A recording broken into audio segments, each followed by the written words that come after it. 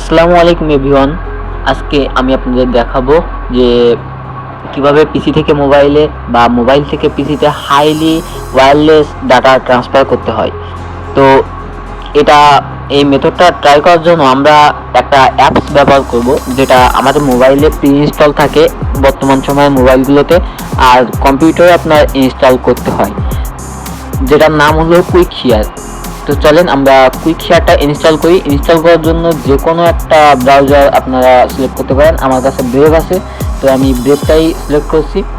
তো চলেন আমরা ব্রেভের ভিতরে ঢোকার পরে কিভাবে ইনস্টল করতে হয় আপনারা আপনাদের ব্রাউজারটি ওপেন করার পর এখানে লিখবেন কুইক শেয়ার ফর পিসি। এটা লিখে সার্চ করলেই হয়ে যাবে। এটা লিখে সার্চ করলে বা কুইক শেয়ার লিখে সার্চ করলেই হবে। হ্যাঁ, কুইক শেয়ার ফর পিসি লেখার পর এখানে আপনার দ্বিতীয় নম্বরে যে অ্যান্ড্রয়েড লেখা যে ওয়েবসাইটটা আসবে ওইটাতে ওপেন করবেন।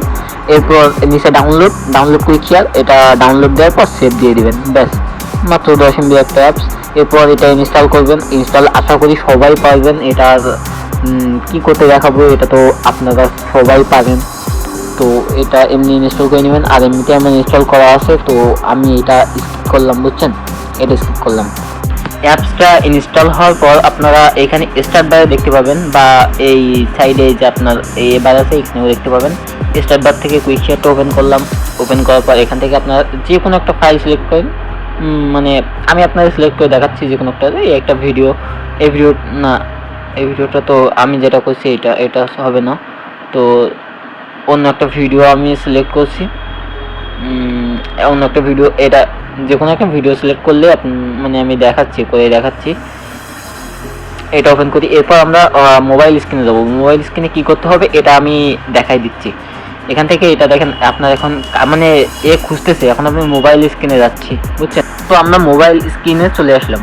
মোবাইল স্ক্রিনে আসার পর আপনারা এটা ওই উপরে স্লাইড করলে উপরে পাবেন, মানে উপরে টান দিলে আপনার এই সাইডে দেখেন কুইক শেয়ার লেখা আছে, কুইক শেয়ারটা পেয়ে যাবেন। বা আপনার যদি না থাকে তো আপনারা এটা করতে পারেন যে উপরে টান দেওয়ার পর আপনারা ওই যে এখানে এডিট অপশন আছে না, দেখেন ওই কর্নারে দেখেন এডিটের উপর চাপ দেওয়ার পর আপনারা নিচে টান দিলে আপনারা যে কোনো অ্যাপস এরকম মানে ওখানে ড্রপ করলে আপনারা ওই অ্যাপসটা থেকে যাবে, ওইখানে আপনাদের থাকবে।